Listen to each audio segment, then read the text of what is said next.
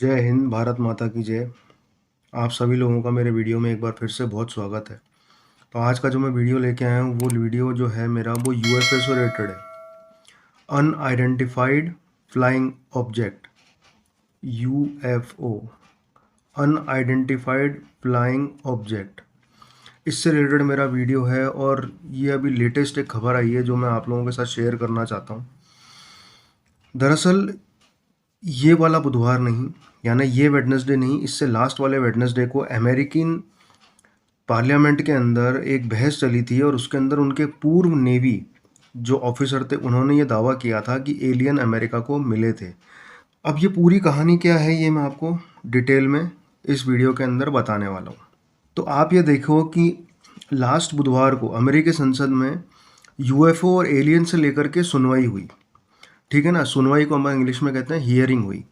इस दौरान US navy के पूर्व intelligence officer retired major David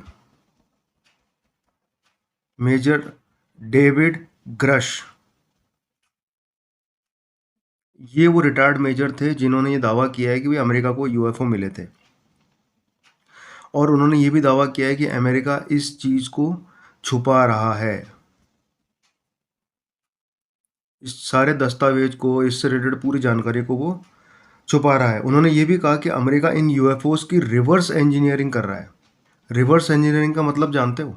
reverse engineering का मतलब ये होता है कि उनकी विमान के अंदर जो भी टेक्नोलॉजी मिली है, जो अपन लोगों को सोच भी नहीं सकते हैं या अपन लोगों को मिली भी नहीं है अभी तक, वो वाली टेक्नोलॉजी को ये लोग वहाँ से लेकर के और उसके अपने हिसाब से अपने यहाँ के कोई भी विमान वगैरह बनाना, उसको रिवर्स इंजीनियरिंग कहते हैं। तो वो रिवर्स इंजीनियरिंग अमेरिका कर रहा है, ऐसा ग्रश का कहना है। अब दरअसल क्या है कि मेजर ग्रश ने 2022 के आखिरी तक अमेरिका की डिफेंस एजेंसी के लिए यूएपी पर एनालिसिस करते थे। यूएपी के अंदर क्या होता है कि यूएफओ से रिलेटेड जो संदिग्ध घटनाएं होती हैं ना, उसके ऊपर वो एनालिसिस करते थे। उन्होंने बताया कि सरकार को एलियन मिले थे और वो उन्हें स्पेस क्राफ्ट पर सीक्रेट रिसर्च कर रहे हैं। यानी स्पेस क्राफ्ट होते हैं ना, स्पेस क्राफ्ट के ऊपर वो लोग सीक्रेट रिसर्च कर रहे हैं। अब ग्रश ने कहा कि उन्हें काम के दौरान कई सालों के क्रैश हुए यूएफओ पर चल रही रिसर्च और रिवर्स इंजीनियरिंग प्रोग्राम के बारे में भी पता चला था। हालांकि उन्हें इस प्रोग्राम को देखने की मंजूरी नहीं दी गई थी। उनको पता सब चल गया था, पर उनको इस बात की मंजूरी नहीं दी अमेरिकन्स ने कि आप यहाँ आएँ और इसको देखें। अमेरिकी रक्षा विभाग पेंटागन ने इन दावों को खारिज कर दिया है। यानी उन्होंने जो दावा किया है उसको पेंटागन ने बिल्कुल खारिज कर दिया। पेंटागन ने कहा कि अमेरिका ने एलियन से जुड़ी कोई भी प्रोग्राम ना कभी चलाया था और ना अब ऐसा कुछ हो रहा है। पेंटागन मतलब जहाँ पे पार्लियामेंट में सुनवाई हो रही थी, तो उन्होंने इस बात को, यानी गवर्नमेंट जो वहाँ की है, उन्होंने इस बात को साफ से नकार दिया। अच्छा, अब हुआ क्या कि वो ये कह रहे हैं कि 1930 से एलियंस पे प्रोग्राम चल रहे हैं।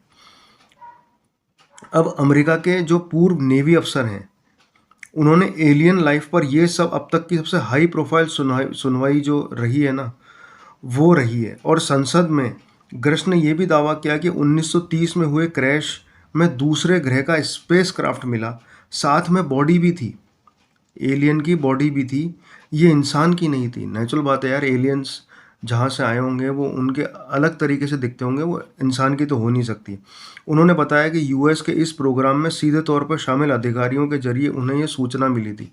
यानी अंदर के आपस के अंदर जो दोस्त यार होते हैं ना, जिनको वहाँ जाने की परमिशन थी, उनके हिसाब से उनको ये सूचना मिली थी।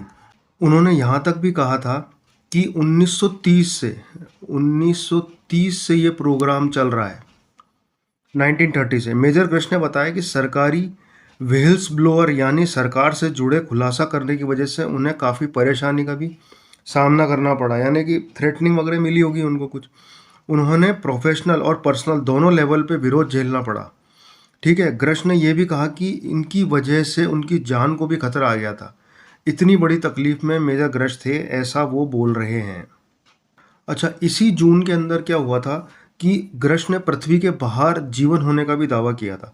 दरअसल जून में ग्रश ने पृथ्वी के बाहर जीवन होने और अमेरिकी खुफिया एजेंसियों के पास दूसरे ग्रह से जुड़ी बेहद अहम जानकारियां होने का उन्होंने ये दावा किया था।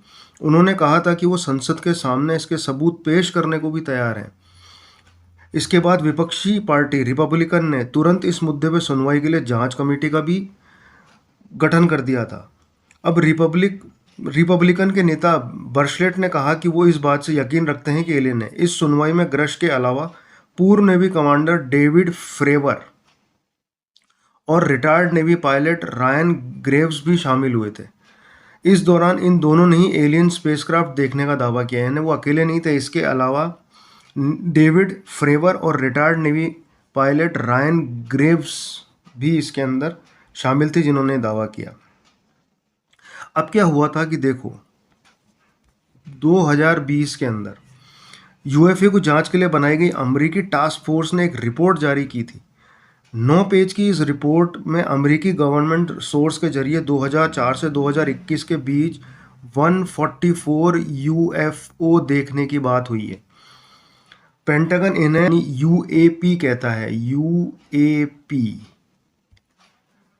यूएपी कहता है। यूएपी मतलब अनआइडेंटिफाइड एरियल फिनोमिना। ध्यान रखना यूएपी का मतलब क्या होता है। खास बात यह थी कि रिपोर्ट में यूएफओ देखे जाने की ना तो पुष्टि की गई और न ही किसी बात को खारिज किया गया है।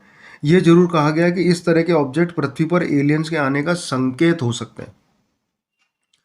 1947 यानी 1947 से 1969 तक अमेरिकी एयरफोर्स ने प्रोजेक्ट ब्लू बुक नाम से एक जांच ऑपरेशन चलाया। ब्लू बुक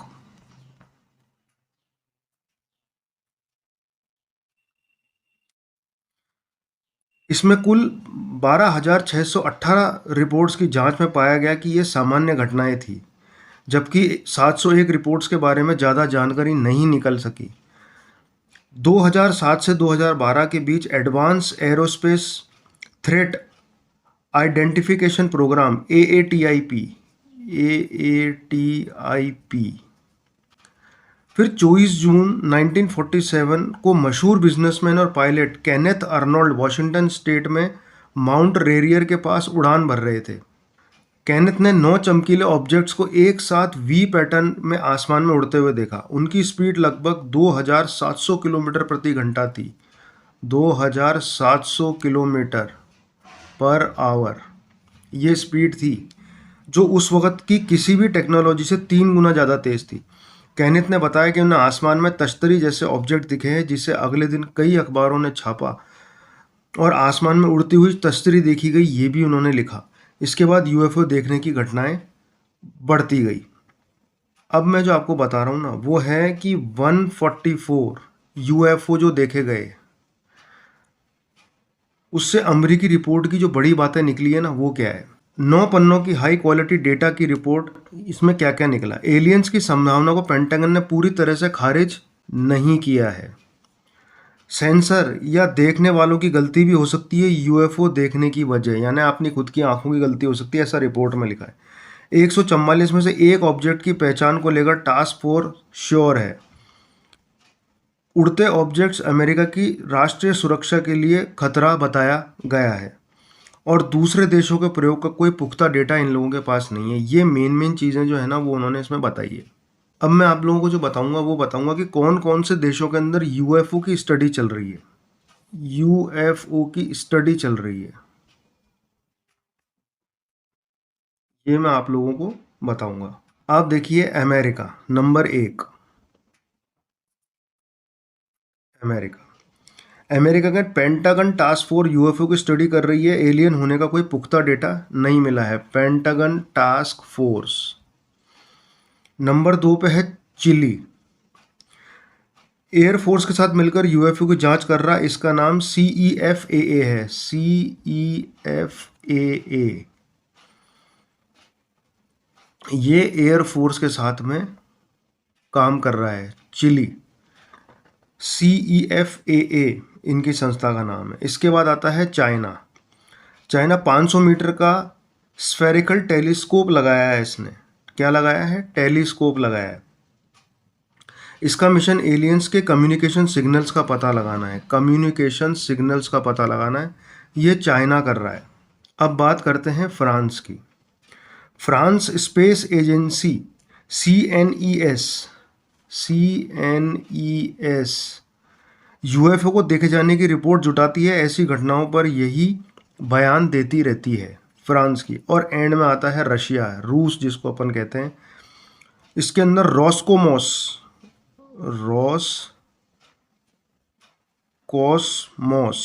रॉसकोसमॉस और श्रीरस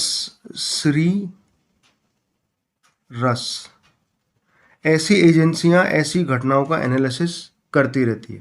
यानी रूस, फ्रांस, चीन, चाइना और अमेरिका ये यूएफओ पे अभी भी काम कर रही हैं। अभी तक इंडिया ने इस तरह का कोई भी प्रोजेक्ट शुरू नहीं किया है, लेकिन हो सकता है कि जैसे चंद्रयान की सफलता है वैसे आप ये देखिए कि चंद्रयान कंप्लीट होने के बाद हो सकता है निकट भविष्य में भी भारत इस चीज़ के ऊपर कोई ना कोई काम शुरू करेगा। तो आज के वीडियो के अंदर मैं यही लेके आया था, यूएफओ से रिलेटेड चीज़। आई होप आप लोगों के समझ में आई होगी कि कुछ दिन पहले यूएफओ के बारे में जो जानकारी वहाँ के अमेरिका के ऑफिसर ने दी है, जिसको पेंटागन ने नकार दिया है, वो ये पूरी कहानी थी। ये मैं लेके आया था। हो सकता है इसमें से कुछ क्वेश्चन बन जाए या कुछ ऐसा कुछ बन जाए, पर मेरे को लगा था कि ये आपके साथ शेयर करनी चाहिए, इसलिए मैं ये स्टोरी आपके लिए लेके आया था। मैं जल्दी एक नया वीडियो आपके सामने लेके आऊँगा। तो मेरे चैनल को लाइक, शेयर, सब्सक्राइब ज़रूर करें। बेल आइकन की घंटी ज़रूर बजानी, तो उसके बिना मेरे नए वीडियो आपको मिलेंगे नहीं। तो ऐसे वीडियो मैं लाता रहूँगा। जब तक के लिए जय हिंद, भारत माता की जय।